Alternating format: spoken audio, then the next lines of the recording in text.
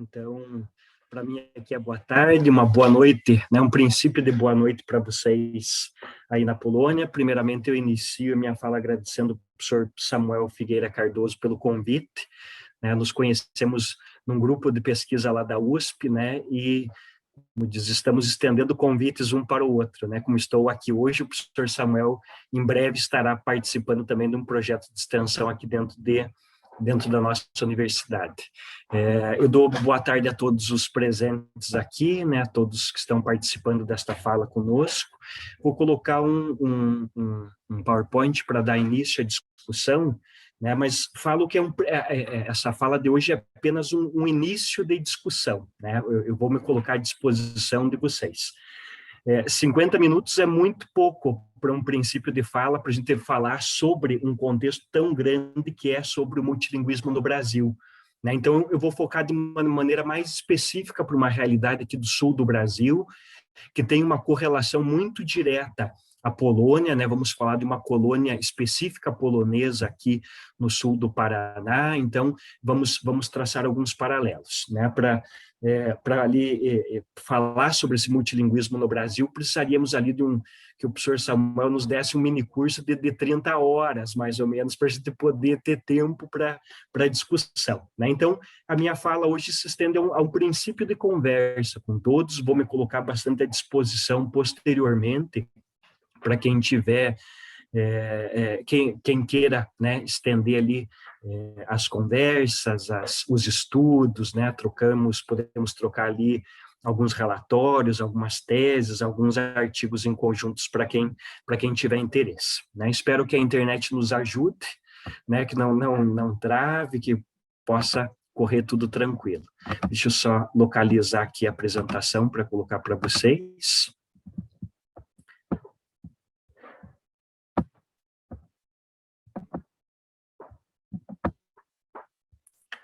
Por favor, me digam se vocês estão visualizando. Sim, professor. Estão visualizando. Perfeito.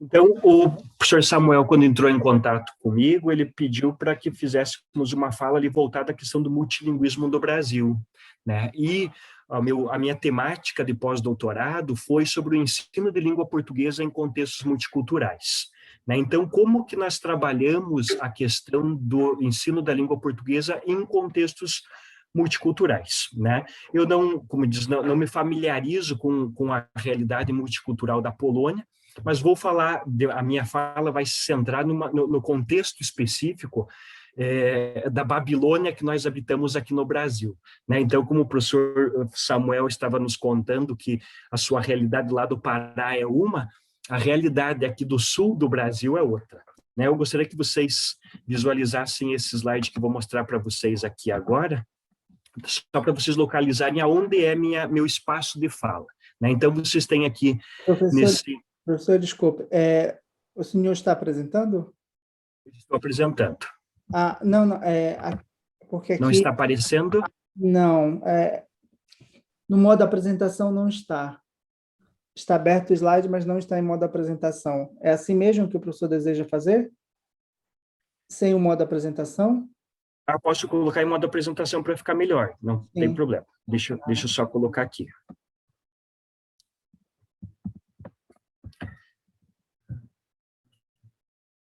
Pode ser aqui embaixo, perto do Zoom. No ícone, perto do... Isso. Então, melhor. Então, aqui, como dizer, é um espaço de fala, né, para vocês notarem da onde nós estamos falando aqui do Brasil, né? Então, vocês têm ali esse mapa colorido do Brasil. Nós estamos falando aqui dessa região amarelo, que é o sul do Brasil, né? Eu estou localizado aqui no Paraná e a minha fala hoje vai se centrar mais específica dentro do Paraná. Esse mapa ao lado aqui é o mapa do Paraná e essa região em vermelho que vocês estão visualizando aqui é a cidade de Palmeira, certo? A cidade de Palmeira, ela é localizada a 80 quilômetros da capital do estado, que é a cidade de Curitiba, né? Então, ela fica bem próxima da da capital do estado, certo? Então, como que surgiu essa fala de hoje? Né? Deixa eu só colocar aqui um outro documento para colocar para vocês visualizarem. Então, o meu estudo, a minha vocação voltada ali à questão dos contextos multiculturais, parte da minha tese do doutorado, certo? A minha tese do doutorado que veio, num primeiro momento, discutir, veio, num primeiro momento, analisar a questão multicultural, né? Então, ela é intitulada, deixa eu colocar aqui para apresentar para vocês, a gente vai partir dessa apresentação. Só me deem ok se está aparecendo para vocês um documento em Word ali. Ainda não, professor.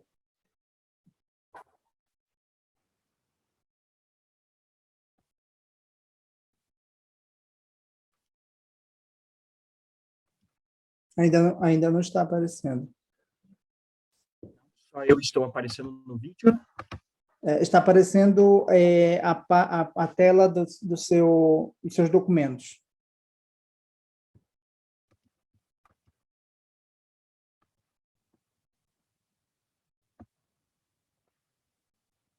Talvez fechar a apresentação e abri-la novamente.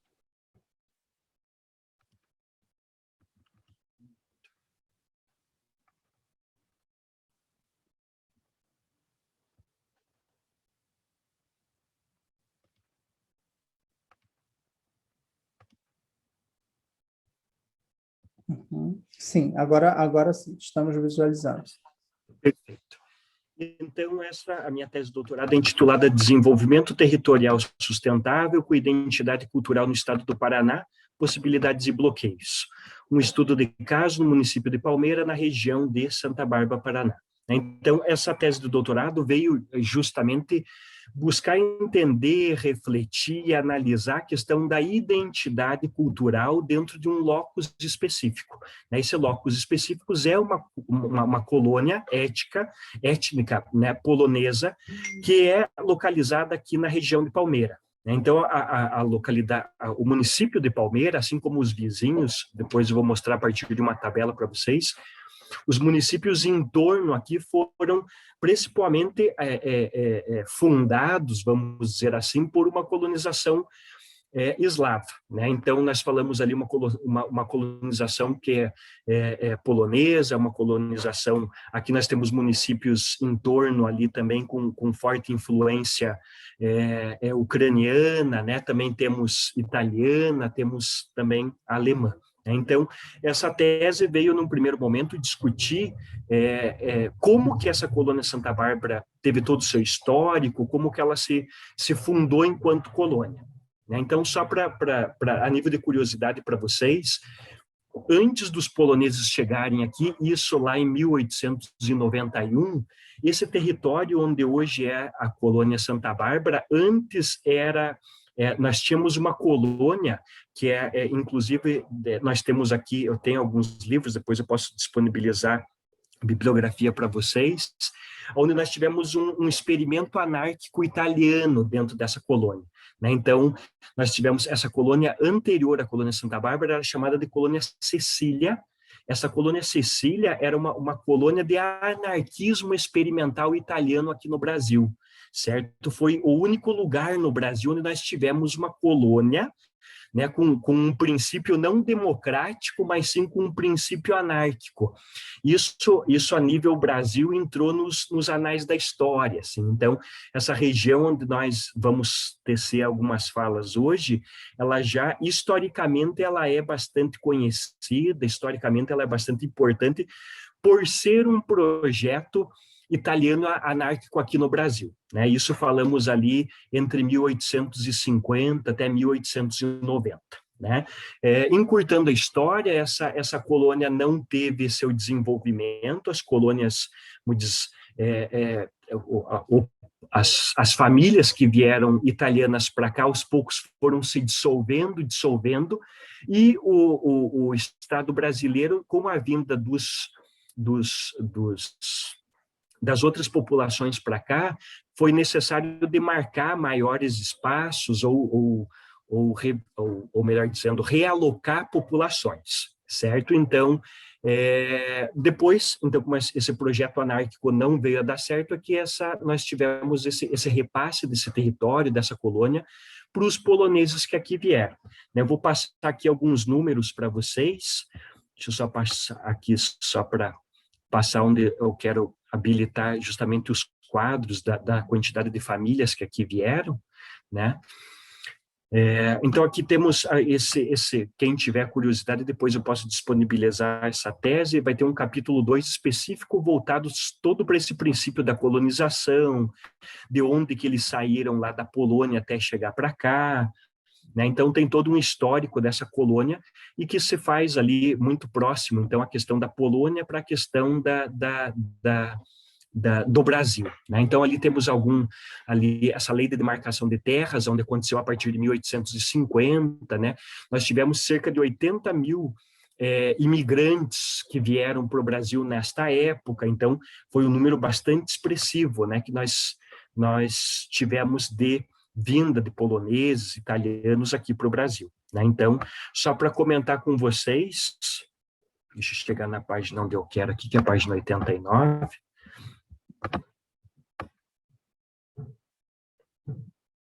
só um minutinho. Isso. Então, nesta página aqui, acho que está um pouquinho mais para cima. Aqui. Perfeito.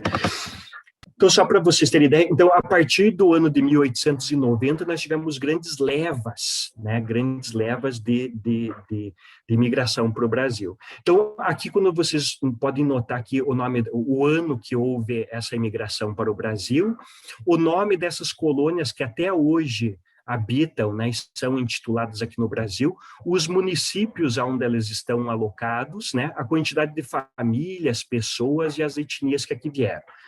Então, quando vamos pegar aqui Palmeira, por exemplo, né, aqui nós tivemos essa leva em 1891, essa colônia até hoje é intitulada de Colônia Santa Bárbara, veio em torno de 141 famílias para cá, para essa colônia, cerca de 491 pessoas. A minha família, a minha etnia, vamos dizer assim, né, o meu sobrenome Kowalski, veio desta leva, né? Então, meu bisavô veio com essa leva polonesa para cá, para o Brasil. Primeiro chegaram num porto chamado Porto de Paranaguá, que é aqui no Paraná. Do Porto de Paranaguá, eles foram realocados para um município chamado Morretes, e de Morretes eles já vieram aqui para essa localidade de Palmeira.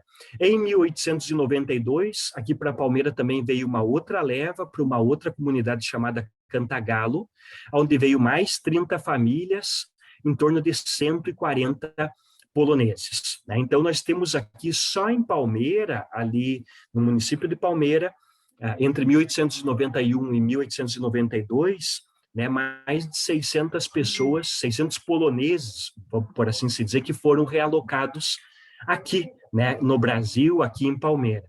Todos esses municípios que vocês estão visualizando ali nesse quadro são Mateus do Sul, Salé, Antônio Olinto, Irati. Irati é o município onde fica a minha universidade. A minha universidade fica a cerca aqui de 60 quilômetros da cidade de onde eu moro, né? Então, todas essas cidades são cidades vizinhas, né? Então, se vocês visualizarem no mapa, todas essas cidades são vizinhas umas às outras, e essas imigrações que houveram nesta época, então foram todos realocados aqui próximos, né? Então, todas essas levas foram realocadas aqui. O estado do Paraná, só para dar ciência para todos aqui no Brasil, até em torno, historicamente, de 1900, o estado do Paraná era pouco desenvolvido, né? Então, foi justamente essa leva de imigração eslava, quando nós colocamos ali poloneses, italianos, alemães, ucranianos e tudo isso, que realmente ajudaram o estado do Paraná a se desenvolver, né? Na criação. Só para vocês terem uma ideia, os imigrantes pagavam os seus territórios justamente trabalhando para o Estado, na construção de ferrovias, na construção de estradas, né? Então, o pagamento dessas terras que eram destinadas a eles, era paga justamente trabalhando para o Estado na ideia de construção de estradas, de rodovia. Então, historicamente, nós falamos que isso foi ontem, né? Porque se nós analisamos ali de 1900 para 2021, nós falamos ali em torno de 120, 130 anos apenas, que historicamente foi e é muito pouco. Então, meu bisavô, quando veio já com essas levas, meu avô já nasceu aqui, meu pai já nasceu aqui, eu já nasci. Então, e quando nós pegamos uma colônia, o que eu gostaria de dar ciência para todos, então quando a gente vai puxando agora para a ideia do multilinguismo no Brasil, quando vocês analisam uma colônia como essa em Santa Bárbara, né, então quando a gente tem a realidade que o Brasil se fala a língua portuguesa de uma maneira geral, né, como língua nacional, né? Essa língua nacional embora o Brasil foi descoberto em 1500, nós tivemos ali a ideia de bater o martelo da língua portuguesa enquanto língua nacional, ali em 1780, quase 1800, certo? Então, de 1800 para 1900 para 2000, então nós temos uma língua nacional ainda em construção, certo? O que nós queremos falar com essa língua nacional ainda em construção? Só para vocês terem uma ideia, uma colônia como essa de Santa Bárbara, a língua materna desta colônia ainda é a língua polonesa, certo? Então, as crianças primeiro aprendem a língua polonesa para aprender como segunda língua o português. Então, reparem, né? Como nós temos uma colônia próxima aqui, uma colônia chamada de colônia Vitumarsum, que é uma colônia bastante fechada de alemães, acontece o mesmo processo. Então, as crianças primeiro aprendem o alemão em casa, com a família, e vão aprender a língua portuguesa na escola. Então, isso causa na formação dos professores de língua portuguesa um descentramento, para contar para vocês. No tocante à identidade desse professor. Por quê? Porque ele se forma professor, ele está estudando uma graduação para ser professor de língua portuguesa, mas quando ele chega na escola, às vezes a língua portuguesa não é, dependendo do colégio, da escola que ele vai ministrar a disciplina de língua portuguesa, essa escola, a língua não é a língua portuguesa, a língua materna das crianças. Porém, a graduação não discutiu o suficiente esse contexto multicultural com esse futuro professor, certo? Então, é muito importante momentos como esse que nós estamos aqui, discutindo essa questão do multilinguismo, do multiculturalismo, porque ele se faz bastante importante essa discussão na graduação, numa formação continuada de professores, para eu entender que a aula de língua portuguesa que eu vou ministrar, às vezes não é aquela aula idealizada, certo? Aquela aula que eu tenho lá com os meus alunos sentados, bonitinhos, com uma aula que eu idealizei, às vezes o contexto que eu tenho multicultural, aonde estou inserido, é outro. Então, eu ministrar uma aula de língua portuguesa num perímetro central de uma metrópole, por exemplo, é um contexto. Eu ministrar uma aula num contexto rural, de uma colônia rural, que tem uma imigração ainda bastante forte, né, uma tendência cultural forte, é outro contexto. Né? Então, só terminar de mostrar esse documento, eu tem algumas imagens aqui, só para elucidar para vocês, depois eu volto à minha fala. Está aqui na página 90, então aqui está a localização de Santa Bárbara no município de Palmeira, né? Então onde vocês estão vendo esses pontinhos vermelhos ali, é onde fica a colônia Santa Bárbara e a colônia Cantagalo no município de Palmeira. Ela não é uma colônia muito grande, não é a nível de extensão territorial, vamos dizer assim. Deixa eu só avançar aqui para algumas fotos para mostrar para vocês. Aqui. Isso.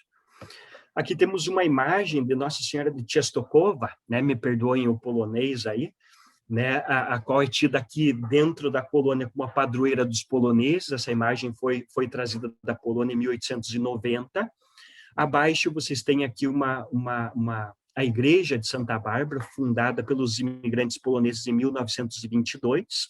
Essa é uma imagem praticamente atual da atual igreja na colônia, né?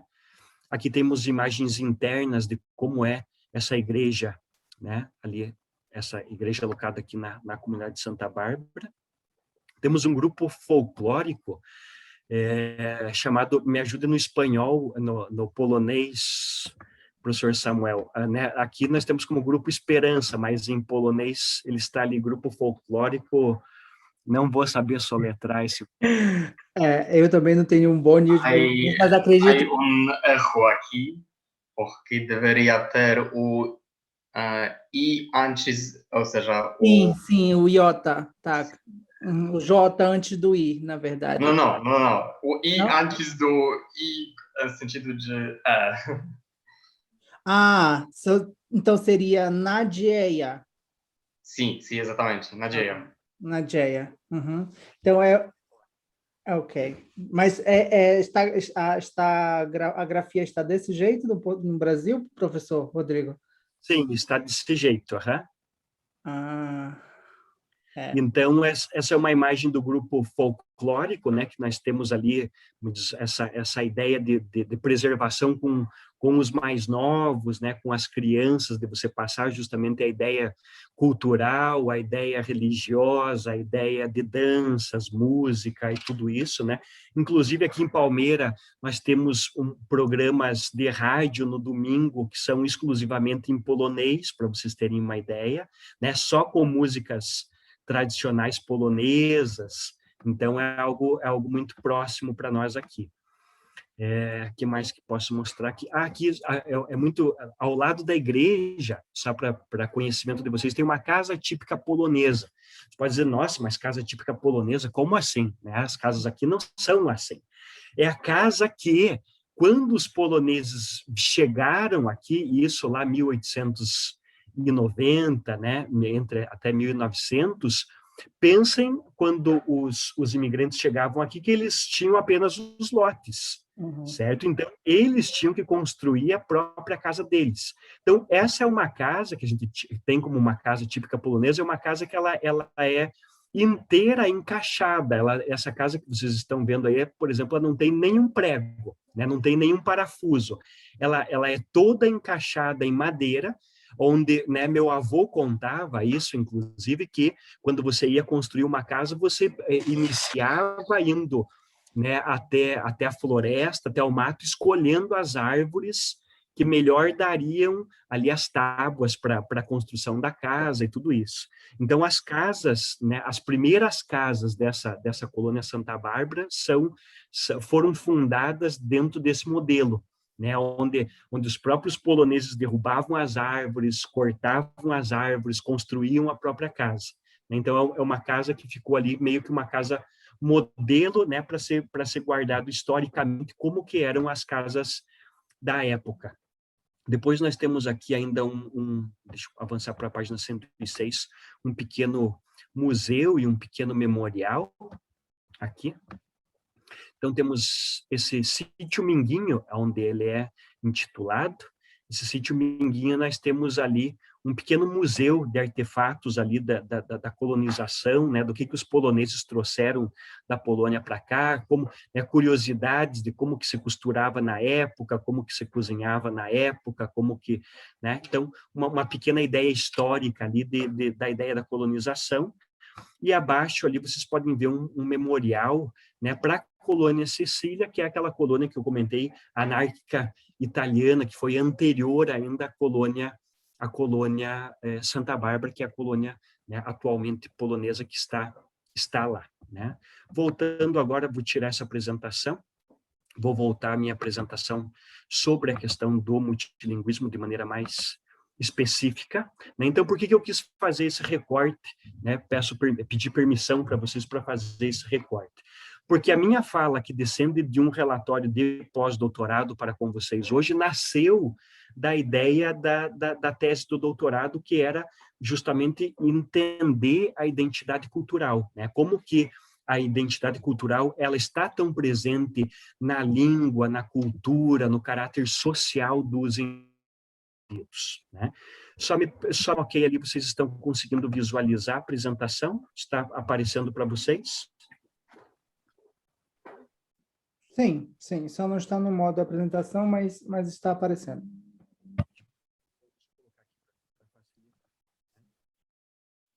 Então, ali um pequeno resumo essa tese, depois eu posso, para quem tiver curiosidade, eu posso disponibilizar, né? Então, se trata de um estágio de pós-doutorado que se deu na Universidade de São Paulo, USP, e tematiza o ensino da língua portuguesa em contextos multiculturais. Então, os contextos multiculturais, mencionando para todos aqui no Brasil é uma coisa muito comum, devido a gente ter nós chamamos de país continente, porque o Brasil é demais de grande, né? Então, nós não temos um nível territorial como a Polônia, por exemplo, então nós temos um país continente, onde cada estado ele tem a sua especificidade cultural, linguística, social, né? Nós não podemos comparar no Brasil o sul ao norte, o nordeste ao centro-oeste, cada macro-região é uma, assim como micro-região é outra, né? Então, quando a gente pega uma simples colônia alocada num município, como vocês puderam visualizar, ele já tem uma característica sui generis, né? Uma característica que é só daquela comunidade lá, e nós não podemos generalizar um contexto maior, né? Então, esse contexto polonês que eu falo para vocês, ele está alocado principalmente aqui na região sul, e mais especificamente aqui nesse entorno de Palmeira, Irati, Fernandes Pinheiro, né, Malé, esse entorno aqui. A gente saindo um pouco desse contexto, nós já não vamos ter essa colonização, né, de etnia polonesa. Nós já vamos ter ali italiana, já vamos ter alemã, já vamos ter outro processo, né? Então, é preciso pensar e valorizar essa cultura de origem de cada indivíduo, já que a pluralidade linguística e cultural presente na sala de aula vai trazer consequências para a elaboração dos métodos e das técnicas de ação pedagógica e da transmissão do conhecimento da cultura oficial. O que eu quero dizer, ou melhor dizendo, sintetizando o que essa pesquisa quis revelar, quis discutir de uma maneira mais geral.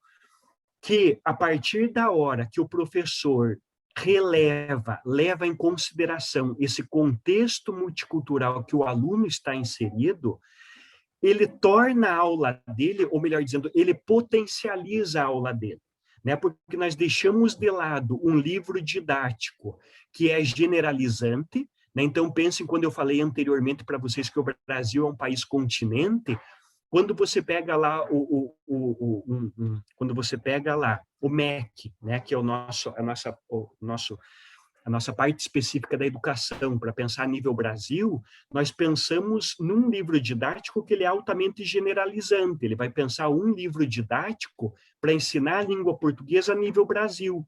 Mas nós sabemos que é um documento, é um livro que ele é muito geral, ele é muito generalista. Então, a partir da hora que o professor de língua portuguesa tem essa consciência que o livro didático é um documento muito generalizante, e ele passa a formular, passa a discutir, passa a relevar o contexto multicultural, multilinguístico que o aluno dele está inserido, ele vai potencializar a aula dele. Porque aquela aula passa de ser uma aula tradicional, né, uma pedagogia tradicional, apenas numa ideia de repassar uma sequência lógica da língua portuguesa, mas ele leva em consideração o contexto multicultural a partir de exemplos, a partir da cultura, a partir da sociedade que o próprio aluno está inserido.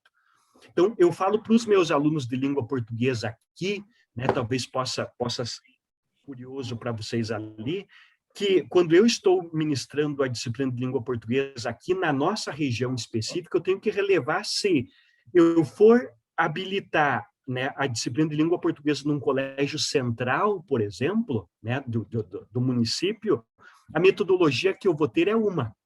A partir da hora que eu vou ministrar a disciplina de língua portuguesa num colégio periférico ou num colégio rural, a realidade é outra, né? Por quê? Porque esse contexto multicultural, esse contexto multilinguístico, ele ainda está muito vivo, né? Embora o Estado brasileiro queira, né, eu vou mostrar para vocês ali, desde a década de 60, dizimar, apagar isso, certo? Porque a ideia é justamente, como nós tivemos no Brasil, aquela ideia de dizimação dos índios lá no início, né, nós temos essa dizimação das línguas minoritárias posteriormente.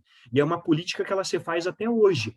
O Estado brasileiro, diferente, eu fico muito feliz e vou trazer a minha fala de hoje para os meus alunos, tenho a certeza disso, professor Samuel, que quando você vê uma realidade europeia, quando você vê uma realidade, por exemplo, polonesa, que valoriza uma cultura, uma língua minoritária, como a questão, por exemplo, ali da língua portuguesa da variante brasileira, por exemplo, né, em consonância com a variante europeia, por exemplo. Então, você vê um país europeu valorizando uma variante de uma língua que é considerada inferior para uma realidade europeia, né? Então, é visto como uma categoria de minoria, mas essa minoria é relevada, tem voz, né? Enquanto no Brasil nós temos outro efeito, né? No lugar de nós valorizarmos as minorias, pelo contrário, nós temos uma política que é justamente do contrário, que é do esvair, que é uma política do eliminar o outro, certo? Então, nós não temos uma política de valorização. Se você pega uma língua polonesa que ainda está viva, se você pega uma língua italiana, se você pega uma língua alemã que ela está viva até hoje nas colônias, né, nesses redutos fechados, vamos dizer assim, é porque é de iniciativa da própria população, do próprio locus, querer preservar a sua característica. Nós não temos uma política estatal, nós não temos uma política federal, por exemplo, uma política nacional que vai querer valorizar isso, tá bom? Isso eu gostaria que vocês já tivessem ciência desde já, né? Que vamos supor assim, nós, enquanto professores, somos ali meio que uma veia de resistência, vamos colocar assim, dessa política das minorias, né? Então, eu coloco isso muito claro para os meus alunos, que os professores têm que lutar em prol dessas políticas de minoria, dessas políticas linguísticas, vamos dizer assim, bem claramente, né? Que não sejam esfaceladas, que embora eu tenha na minha construção étnica, uma ligação indireta com Polônia, por exemplo, eu não falo polonês, porque da minha família isso foi se perdendo ao longo das gerações. Enquanto meu bisavô era polonês, advindo da Polônia, o meu avô já aprendeu português e não na casa do meu avô já não se tinha, né, o hábito de falar em polonês. Já só para vocês terem ciência, já tinha essa incorporação do Estado de que tinha que se falar a língua portuguesa.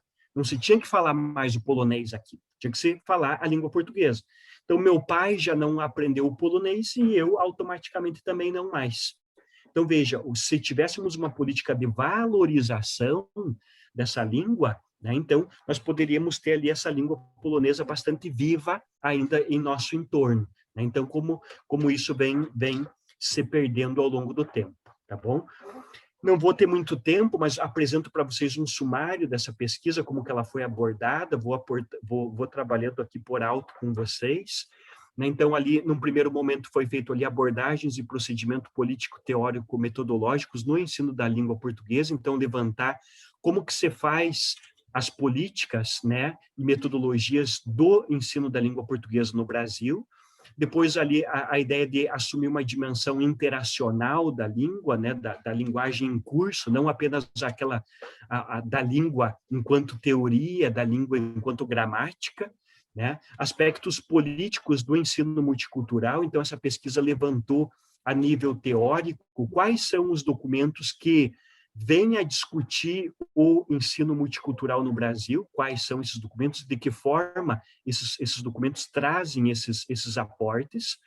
Num segundo momento, é repensado o objeto de ensino da aula de português em contextos multiculturais. Então, como que dentro de um aspecto multicultural nós temos que pensar o ensino da gramática, como que temos que pensar o ensino da leitura, da escrita, da literatura, né? Então, vamos dizer assim, de um certo modo, os pilares da língua portuguesa, né? Como que eles devem ser repensados a partir de um aporte multicultural. Terceiro, fatores extralinguísticos, entendendo os contextos multiculturais como uma interdependência, compreensão do ensino da língua. Isso quer dizer que, se eu quiser ter um sujeito que seja competente na sua língua, né, então, não apenas aquele falante normativo, aquele falante que fala dentro de uma norma culta, mas aquele ser competente, que sabe adequar a sua linguagem conforme o contexto, eu não posso deixar de falar, de ensinar para esse aluno a questão do extralinguístico, né, do entorno da língua. 4, vai ser discutido as fronteiras da sala de aula, uma análise do ensino em contextos multiculturais, e, por fim, dentro dessa pesquisa, teve uma análise com professores, esses professores de língua portuguesa que ministram aula dentro desses redutos étnicos fechados, né, para ver como que está a questão da formação deles e tudo isso, né? Então, para a gente ter justamente um aporte, se os professores estão aprendendo desde a universidade a como trafegar, a como lidar com esses contextos, ou passa a ser um contexto ignorado pela universidade e o professor só vai se ater a isso quando ele tiver a campo, por exemplo, né? Então, eu sei que numa primeira conversa pode ser bastante coisa, mas só para, num primeiro dedo de prosa, vamos dizer assim, né, num primeiro momento de conversa, eu gostaria que todos tivessem bastante ciência que o Brasil é um país demais de plural dentro desse contexto,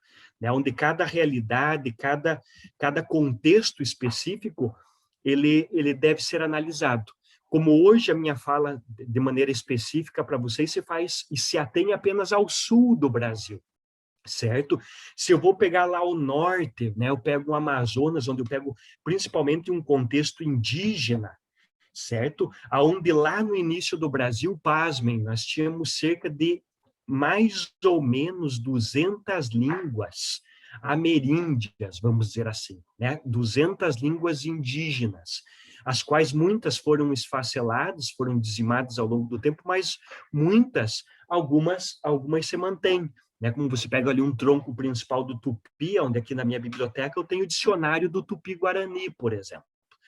Então, você tem um outro contexto, né? Então, se eu vou estudar, né, um contexto multilinguístico do Brasil e eu pego só a parte lá do Amazonas para analisar uma língua indígena, eu já tenho uma outra área, um outro subcampo, um outro universo de pesquisa, né? Então, só para deixar isso muito claro para vocês que quem tiver interesse, né, e como o professor Samuel vem disponibilizando ali essas N oficinas, essas N fala de professores, né, então a questão do multilinguismo no Brasil, ela rende muito pano para manga, ela é demais de grande discussão, né? Por isso que eu falei no início da minha fala que é apenas uma introdução, porque ela é um assunto que ele se estende muito, né, tanto teoricamente quanto de maneira prática, por exemplo. Então, como o slide mostra ali, a sociedade brasileira, de modo geral, é marcadamente constituída de pluralidades e diversidades, como eu venho falando até agora. Todavia, essa característica ainda é pouco explorada, principalmente dentro do âmago dos currículos escolares. Então, nós temos uma realidade brasileira, né, a qual a língua falada é uma e a língua estudada é outra, né? A língua da escola parece que é uma língua completamente diferente de uma língua a qual eu tenho no meu dia a dia de fala, né? E a mudança a partir desse contexto, né? Então, se eu quero que haja uma mudança, essa mudança tem que haver a partir da formação dos professores. Por isso que é muito importante ter essa discussão dentro das universidades, junto com a formação dos professores, porque daí esses futuros professores podem justamente vir a mudar uma concepção, a mexer nesses currículos escolares, né? Porque estarão diante da escola lá no dia a dia, né? Então, Desta forma, essa pesquisa vai se centrar na discussão do multiculturalismo, né, campo dos estudos culturais, destacando seu caráter polissêmico e as relações de poder que são implicadas na tentativa de fixação deste conceito como afirmação de diferenças culturais, tendo em consideração que no mundo educativo escolar coexistem culturas diversas, no entanto, marginalizadas por uma cultura hegemônica que tende a reproduzir-se e a perpetuar-se. Então, a palavra central, quando se fala em políticas de multilinguismo no Brasil, é justamente essa, línguas marginalizadas, porque você tem uma política central de hegemonia de uma língua nacional, e você tem ali, literalmente, pessoal, a palavra é essa, uma política de esfacelamento das línguas marginalizadas.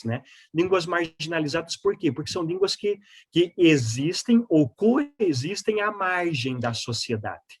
Então, quando você pega ali uma língua alemã, uma língua polonesa, uma língua ucraniana, um tupi ou qualquer outra língua, são línguas que coexistem com a língua portuguesa e seguem à margem dela, mas não tem nenhuma primazia, não tem nenhuma política específica de valorização para esse tipo de língua, para esse tipo de estudo. Como forma de analisar essa problemática, foram feitos alguns objetivos, como explorar e discutir as principais características, a visão do objeto de ensino-aprendizagem da língua portuguesa, a partir da década de 96 para cá. Segundo, analisar as teorias educacionais publicadas nas últimas 3 décadas, no tocante aos contextos ou complexos multiculturais, e aí entra a questão do multilinguismo também.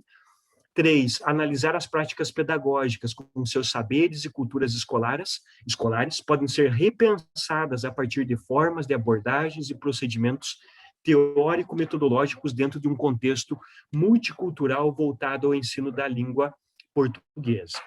Refletir acerca da proposição de novas práticas metodológicas de ensino, Então, como que a partir desse contexto eu consigo pensar novas práticas para o ensino da língua portuguesa, dentro desses contextos, numa ideia de potencializar a educação, potencializar esses indivíduos, E não segregá-los, como é a ideia de uma política nacional.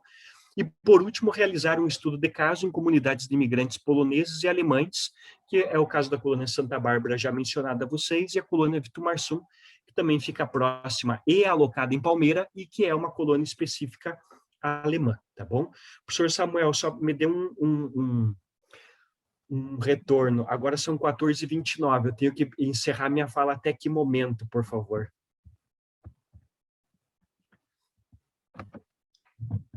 Eu não gravei que horário a gente iniciou.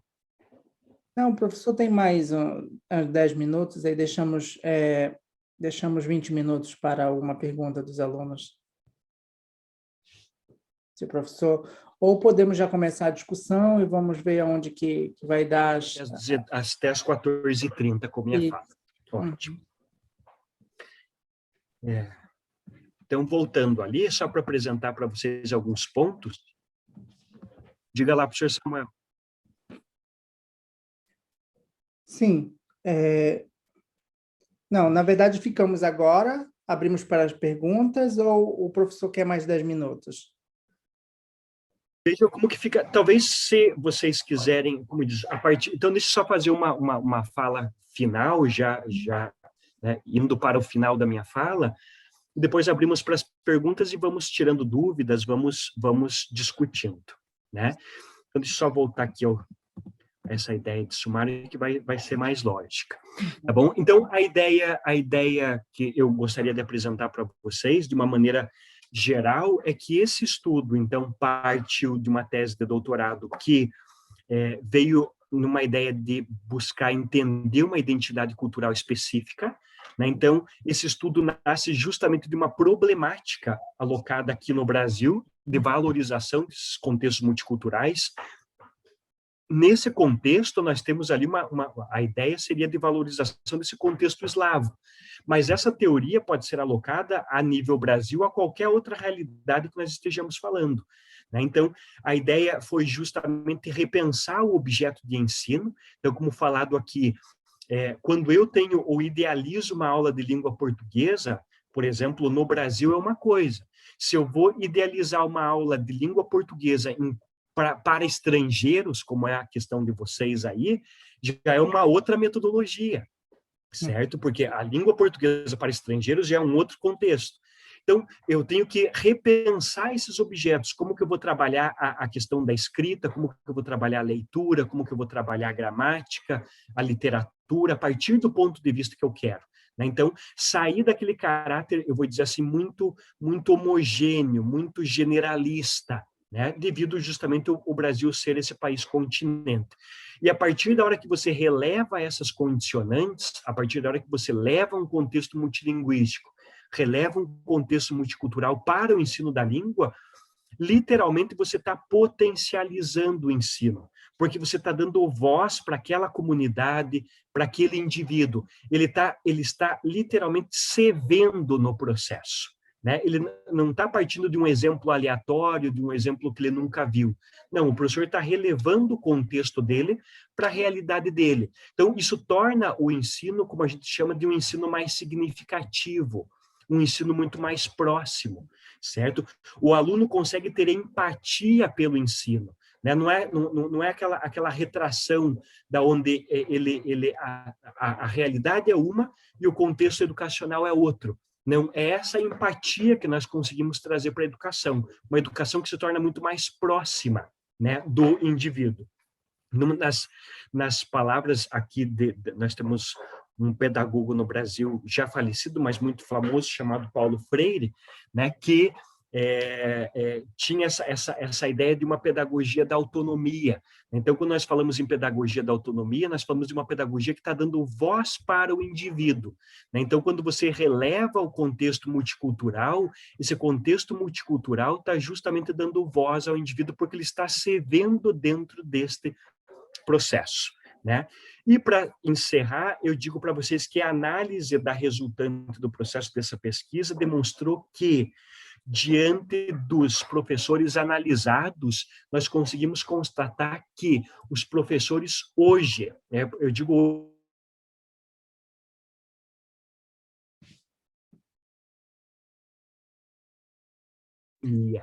né, vamos dizer assim, esses professores não se veem prontos, não se veem preparados para uma realidade de ensino multicultural. Justamente por quê? Porque isso não é foco ainda de discussões dentro de universidade, dentro de curso de formação continuada para professores.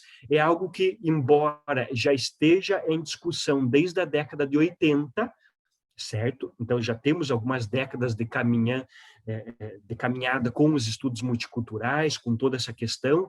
No Brasil, ainda se faz muito incipiente e inicial a discussão quando comparado aos currículos escolares, né? Então, nós temos ali a questão do multilinguismo e do multicultural ainda muito afastado de uma realidade escolar, dentro de uma realidade que seja próxima para os professores.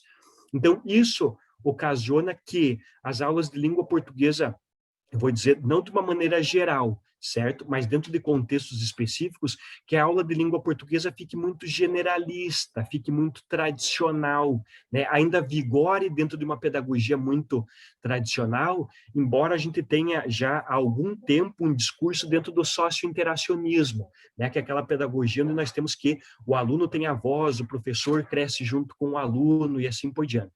Então, esse estudo veio a demonstrar justamente um déficit que nós temos aqui dentro de uma realidade brasileira, quando discutido ou atrelado ao multilinguismo, ou ao multicultural, né? Quem sentir interesse pela temática, pela discussão, por favor, eu vou colocar meu e-mail aqui no chat para vocês, tá bom? E daí, quem tiver interesse, eu disponibilizo todo esse material, criamos um link de conversas e assim por diante, tá bom? Meu e-mail é rakowalski, de Rodrigo Augusto Kowalski, @unicentro, que é o nome da minha universidade, Universidade Estadual do Centro-Oeste, como o professor Samuel havia colocado, .br. Tá bom? Fico à disposição de vocês. Digo que já de antemão foi um prazer fazer essa fala para vocês. Gostaria de muito mais tempo, professor Samuel, né? Mas sabemos como ficamos limitados a essa questão, né? Mas fico feliz que como diz, por um lado do ensino remoto nos possibilita um encontro como esse, né? Então é muito satisfatório. Agradeço desde já e fico à disposição de vocês agora.